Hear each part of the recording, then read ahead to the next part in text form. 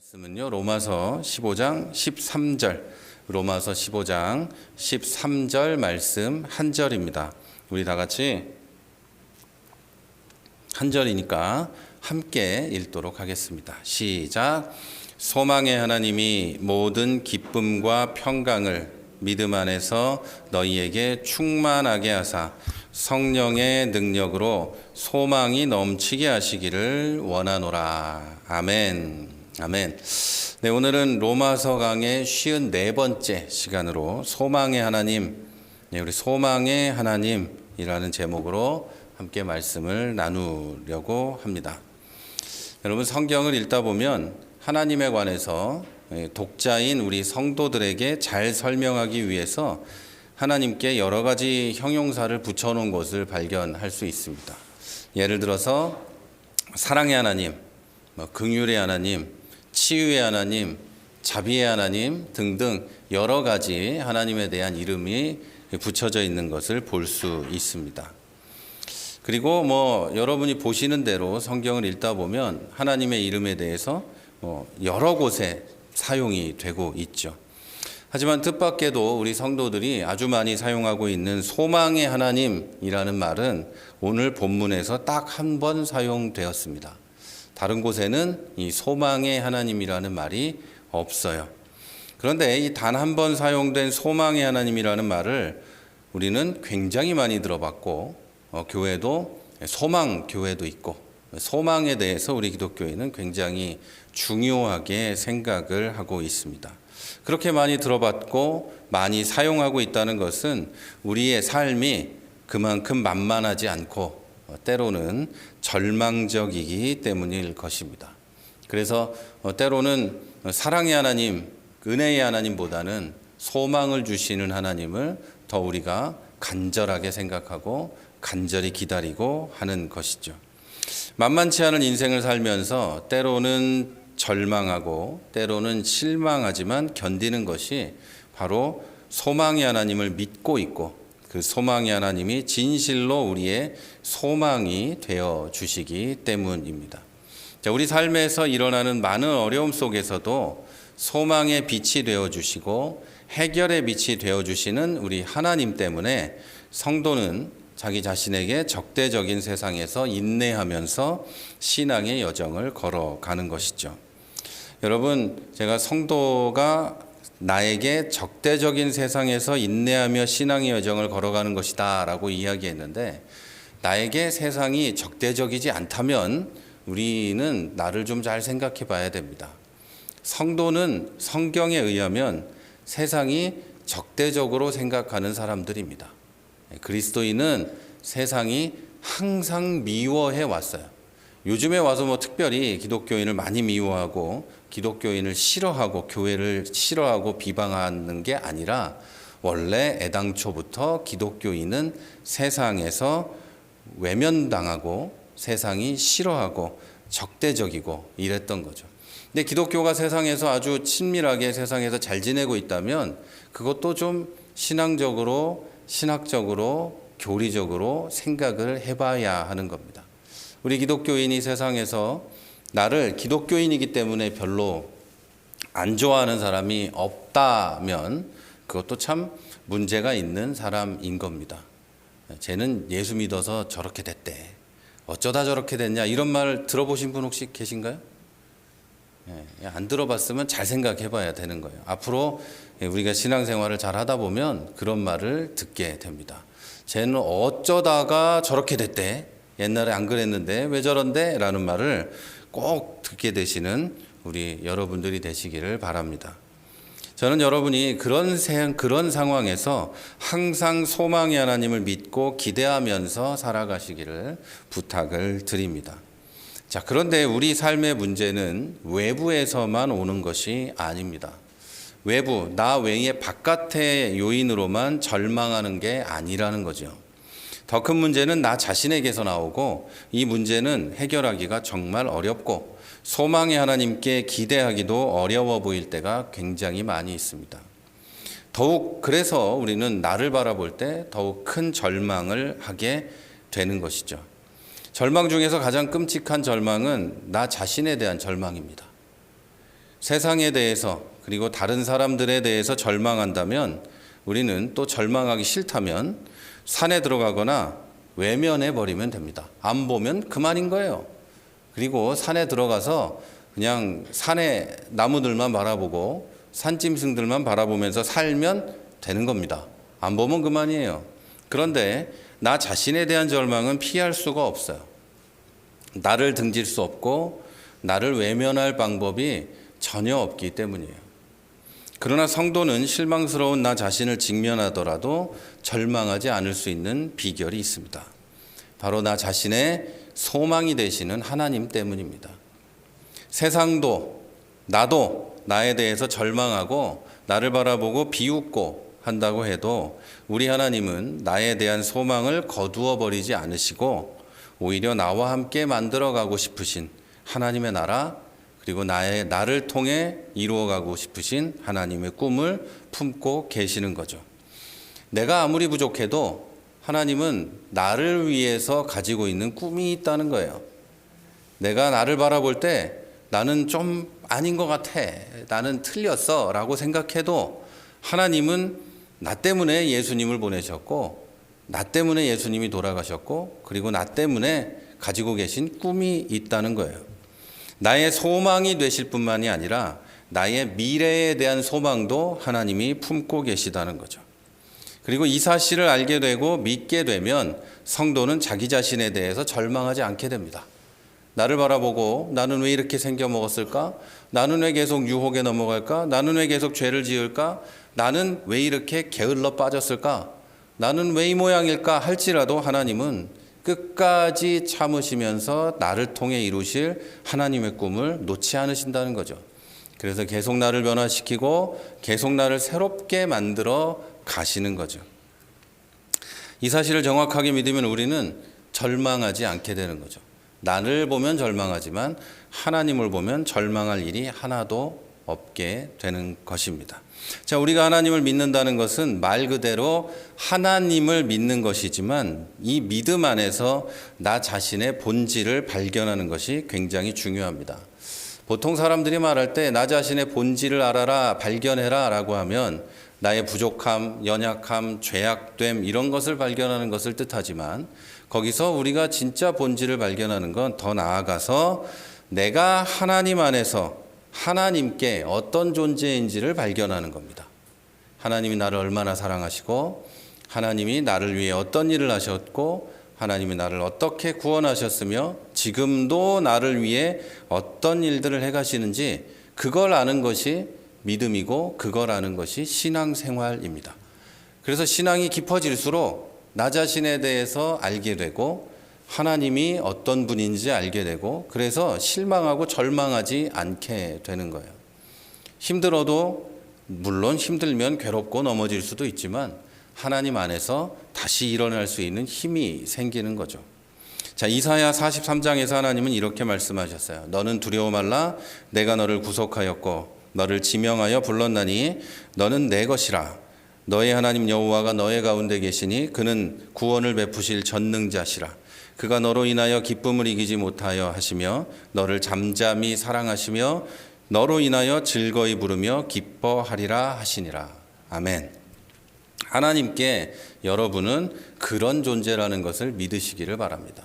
대충 막 수억 명의 사람 중에 대충 그냥 교회 와가지고 앉아 있는 게 아니고 하나님이 뭐라 그래요? 너는 두려워하지 말라. 내가 너를 구원하였고 너를 지명하여 불렀다.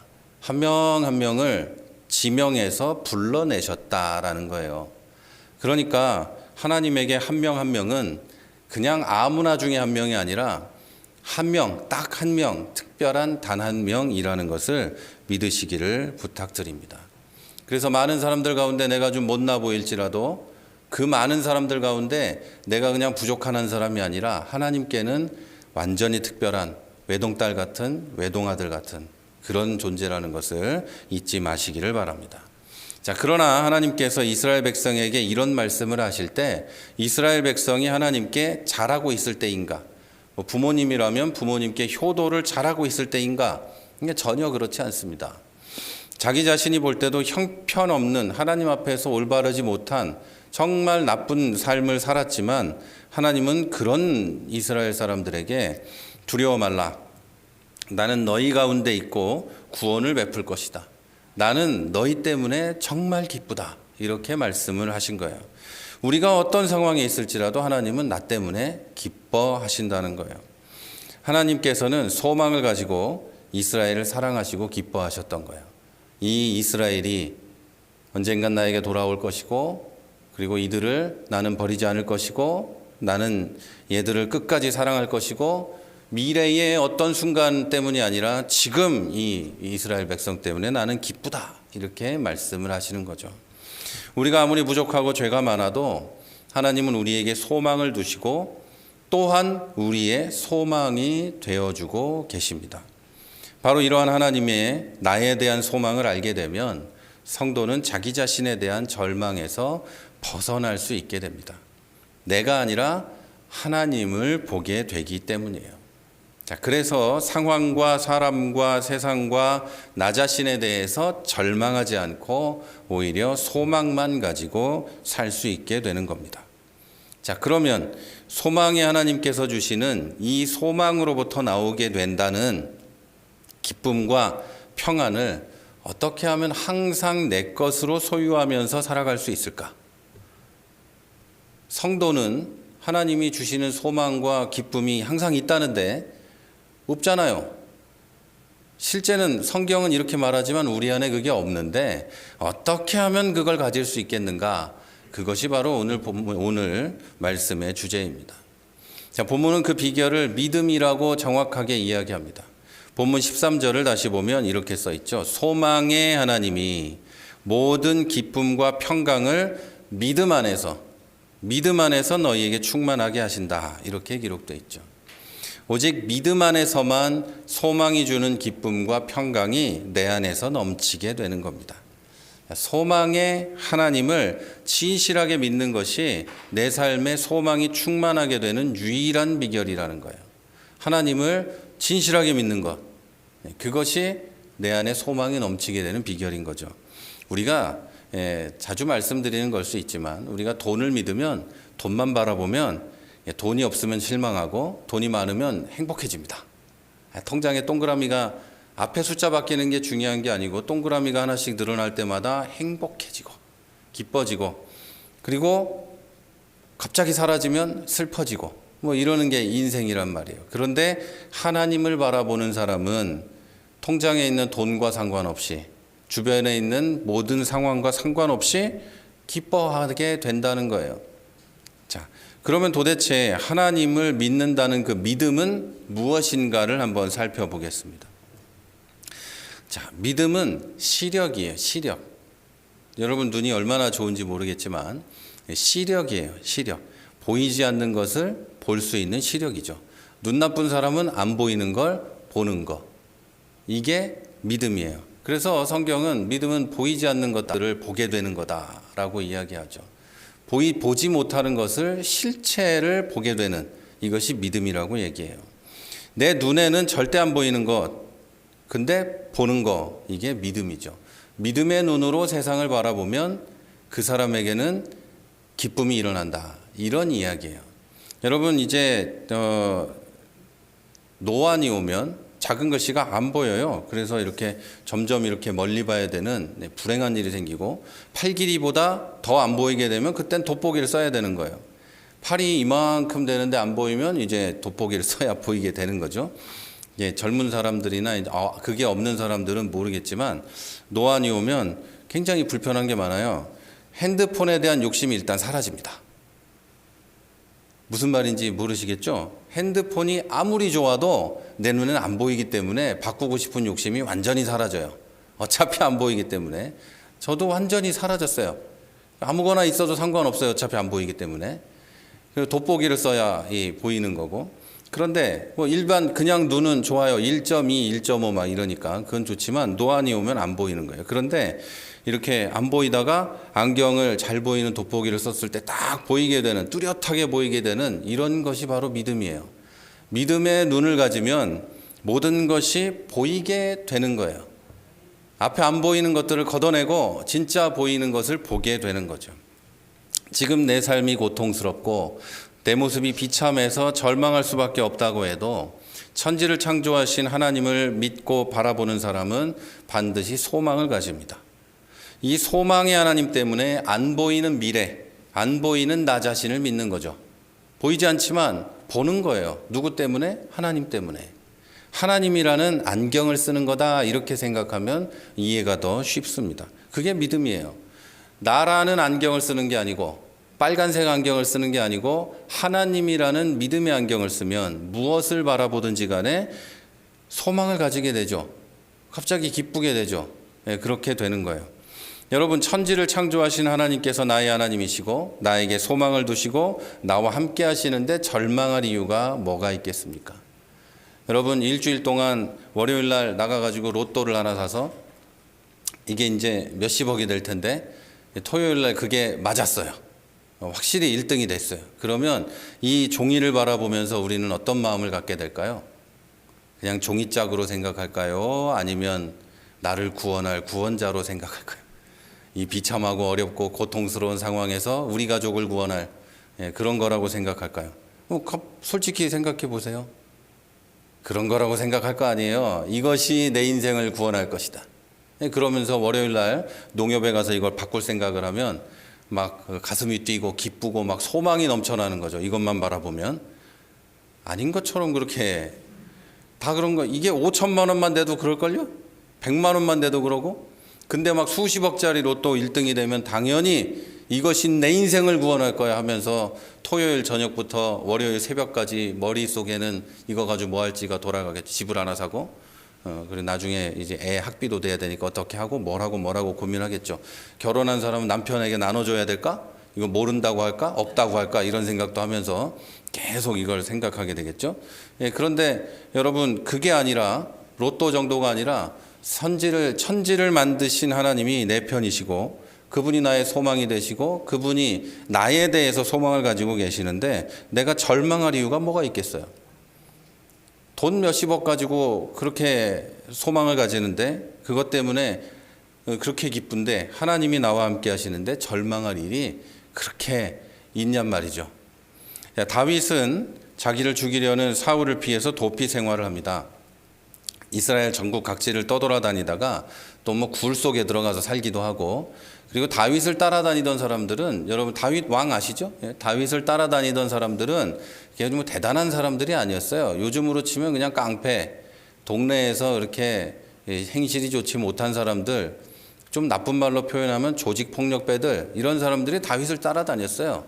그렇게 따라다니는 그냥 동네에서 안 좋아 보이는 사람들이 다윗을 따라다니면서 어떻게 좀 해먹을까 하고 쫓아다녔단 말이에요. 그런데 그런 사람들하고 다윗은 의리를 지키면서 광야에 가서 도망다니고 막 여기저기 도망다니고 피해 다녔어요. 그런데 더 이상 갈 곳이 없었어요. 아무리 다윗이 대단한 사람이라고 해도 그 나라의 왕이 다윗을 죽이려고 쫓아다니는데 어디로 더 도망갈 곳이 있겠어요? 아무리 깡패들이 모여 있어도 군대가 나를 잡으러 다니는데 피할 곳이 없었어요. 그래서 다윗은 적국으로 도망을 갑니다. 우리나라로 치면 북한으로 도망을 가요. 더 이상 갈 곳이 없으니까 도망을 간 거예요. 거기 가서 피신을 해요. 하지만 다윗이 원래 이 이스라엘의 위대한 장군 같은 사람이었어요. 골리앗을 때려눕힌 막 돌멩이 하나로 죽이고 막 이런 사람이었기 때문에 적국에 갔는데 거기서도 생활이 만만하지 않았어요. 이 사람이 우리를 해하려고 왔을 것이다. 이곳에 첩자로 왔을 것이다. 막 의심을 하기 시작했어요.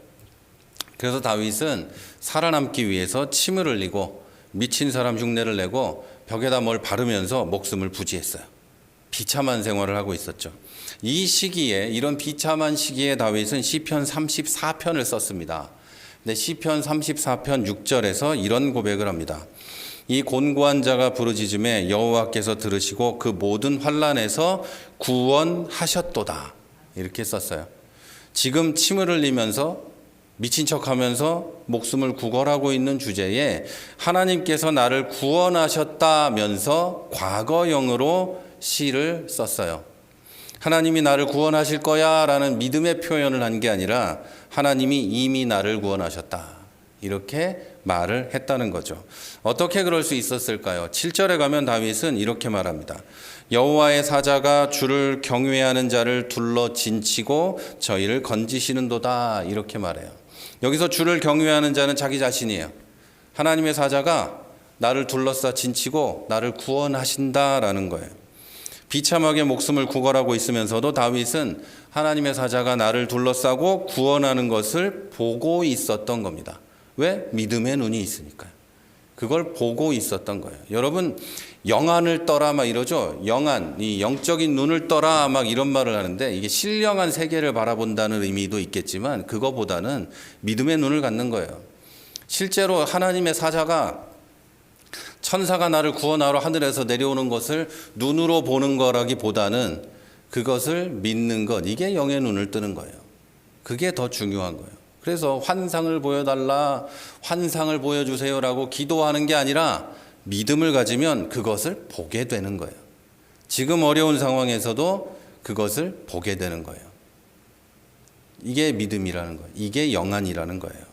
자, 여러분, 그런 믿음을 가졌으니까 소망이 있었고, 그런 상황에서도 하나님께서 자기를 이미 구원하셨다면서 찬양할 수 있었던 겁니다. 자, 이런 소망을 가진 다윗은 10절에서 이렇게 말합니다. 젊은 사자는 궁핍하여 줄일지라도, 진짜 사자를 말하는 거예요. 진짜 젊은 사자, 막 쫓아다니면서 사냥을 할 수 있는 그런 힘 있는 사자도 궁핍해서 배를 고를지라도 여호와를 찾는 자는 모든 것에 부족함이 없으리로다, 이렇게 고백해요. 하나님을 찾으면 나는 연약하고 힘들고 지금 이 절망적인 상황에서도 그 사람은 부족한 게 없다, 이렇게 말해요.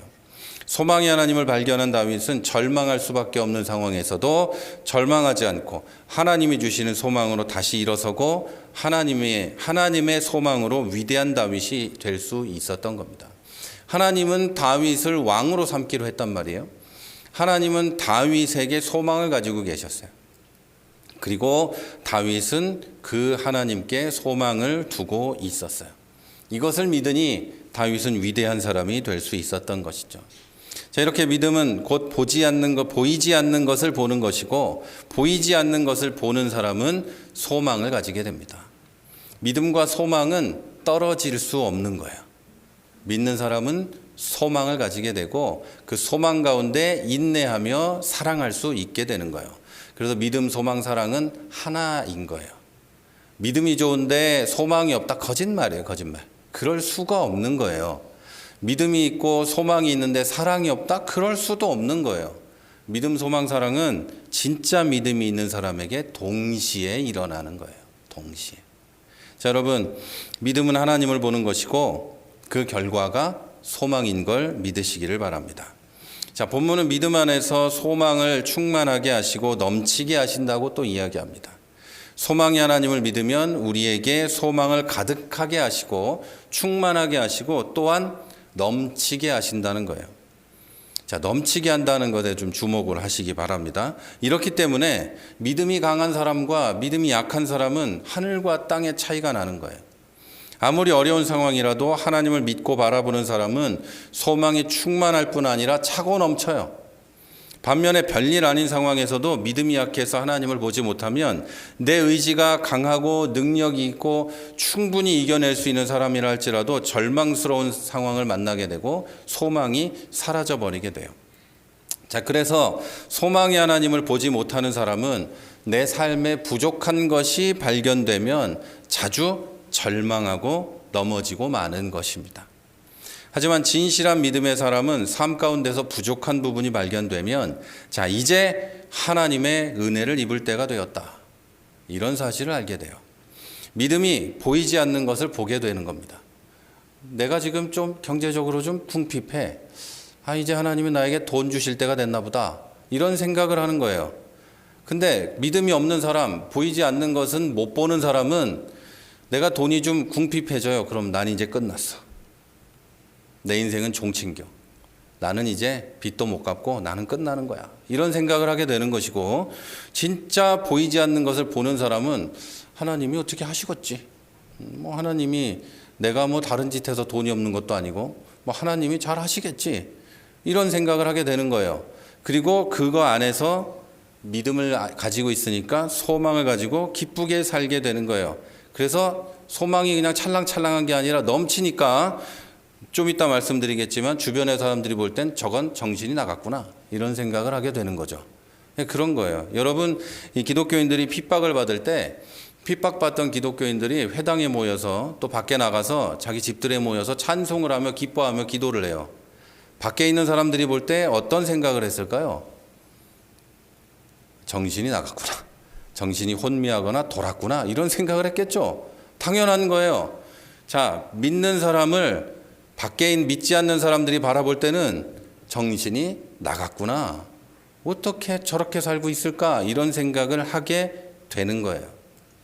자, 여러분. 그래서 건강에, 가정에, 물질에, 일터에 부족한 게 생기면 힘든 가운데서도 더욱 소망이 하나님을 바라보고 기대하고 소망이 충만하게 되는 것입니다. 부족함이 더욱 하나님을 향한 믿음과 소망을 강하게 만들어내는 겁니다. 근데 믿음이 없는 사람은 부족함이 소망이 사라지게 만드는 거고 절망하게 만드는 것이죠. 자, 부족함이 있을 때 내 능력으로 해결할 수 없는 일이 벌어졌을 때 그때 우리는 하나님을 바라보고 하나님은 내 삶과 영혼을 소망으로 채워주고 기쁨을 갖게 하십니다. 자, 믿는 사람은 하나님이 주시는 소망 안에서 살아가는 거예요. 내 믿음의 강력함으로 사는 게 아니라 하나님이 주시는 소망 안에 기쁨으로 넘치는 은혜로 살아가는 거죠. 그래서 진실한 믿음의 사람은 부족함이 생길 때 더욱 소망을 가지고 하나님께 감사를 드리게 됩니다. 절망적인 상황에서 이미 하나님이 나를 구원하셨다 이렇게 말할 수 있게 되는 거죠. 다윗처럼 말입니다. 자, 믿지 않는 사람, 믿음이 약한 사람이 볼 때 이런 소망을 가진 사람은 미련하고 어리석어 보입니다. 실제로 히브리어의 소망이라는 단어에는 어리석음이라는 뜻도 같이 포함이 되어 있습니다. 하나님을 보지 않는 사람에게 성도의 소망은 미련하게 보일 수밖에 없습니다. 우리가 가진 구원과 천국에 대한 소망은 당연하고 딱 봐도 거짓골인 욥의 소망도 마찬가지고 아무것도 모르고 길을 떠났던 아브라함의 소망도 마찬가지입니다. 누가 보든 정신 나간 것 같이 보이는 거예요. 남의 나라에서 비참하게 미친 사람 흉내를 내면서 연명하고 있던 다윗이 부족함이 없다 이렇게 고백하는 것을 보면 믿지 않는 사람은 진짜로 미쳤구나라고 생각할 수밖에 없어요. 저 사람이 미친 척하는 게 아니고 진짜 미쳤다라고 생각할 수밖에 없는 거죠. 그러나 하나님을 바라보고 하나님이 주시는 미래를 바라보고 하나님께서 나를 향해 갖고 계신 소망을 보는 사람은 구원도 천국도 욥과 아브라함과 다윗의 소망도 당연한 것이 됩니다. 오히려 그렇지 않은 사람들을 이해할 수 없는 거예요. 아주 작은 일에 절망해버리는 기독교인을 볼 때, 조금 힘들다고 절망하고 쓰러져 버리는 사람들을 볼 때 믿음이 있고 보이지 않는 것을 보는 믿음을 가진 사람은 이해할 수 없게 되는 거예요. 안타까운 마음을 갖게 되고 그들을 위해서 기도하게 돼요. 어떻게? 주여, 저 사람도 눈을 뜨게 해주세요. 저 사람도 하나님을 볼 수 있게 해주세요. 하나님이 함께 하신 미래를 볼 수 있게 해주세요. 라고 기도하게 되는 겁니다. 자, 여러분, 혹시 여러분 삶에 부족한 게 있으십니까? 잘 생각해 보세요. 부족한 게 없으면 좋겠지만 누구나 결핍이 있습니다. 여러분 자신을 보면서 실망할 때가 있습니까? 자, 그렇다면 바로 소망의 하나님께서 넘치도록 주시는 소망을 품을 때가 바로 지금입니다. 지금 소망을 품을 때예요. 또한 지금 하나님의 은혜를 입을 때라는 것을 믿으시기를 바랍니다. 여러분, 우리 침례교회에는 굉장히 유명한 목사님이 계십니다. 윤석전 목사님이라고. 이분이 인생의 모토가 하나 있어요. 항상 제가 가끔 이제 친구들하고 있으면 흉내를 내는데 마이크가 이만한 마이크가 있어요. 성냥개비 같은. 여기다 딱 대고 이렇게 마이크가 이렇게 길어서 여기 딱 올라와요. 여기서 이분이 손을 이렇게 딱 들면서 하는 얘기가 있어요. 내 영혼의 때를 위하여 이렇게 해요. 그 목소리가 원래 이래요. 그분은 다 하도 쉬어가지고 내 영혼의 때를 위하여. 이 말은 지금 내 영혼의 때가 되었다는 거예요. 그리고 지금 결핍이 없을지라도 내가 믿음을 준비하고 신앙을 성장시켜가는 것은 나중에 결핍한 것이 생겼을 때 그때 내 영혼을 위하여 내 삶을 위하여 믿음을 키워가는 거예요. 그때 절망하지 않게 소망을 가질 수 있게 믿음을 키워나가는 거예요. 그래서 여러분 지금 만약에 부족한 게 있으면 지금이 하나님의 은혜를 입을 때 내 영혼의 가장 중요한 때라는 것을 믿으시기를 바랍니다. 그리고 지금 특별히 그런 게 없으시면 이 은혜를 주신 하나님께 더욱 감사하면서 내 영혼의 큰 은혜를 입을 때를 기다리며 그때가 언제인지 모르지만 그때 가질 소망을 위해서 기도하며 살아가시기를 바랍니다. 나아가서 여러분 하나님의 은혜로 여러분의 삶과 신앙을 더욱 성장시킬 기회가 지금이라는 것, 지금 부족한 때라는 것을 기억하시기를 바랍니다. 자, 이런 믿음으로 하나님 안에서 참 소망을 가지고 늘 승리하시는 저와 여러분이 되시기를 주님의 이름으로 축원합니다. 자, 우리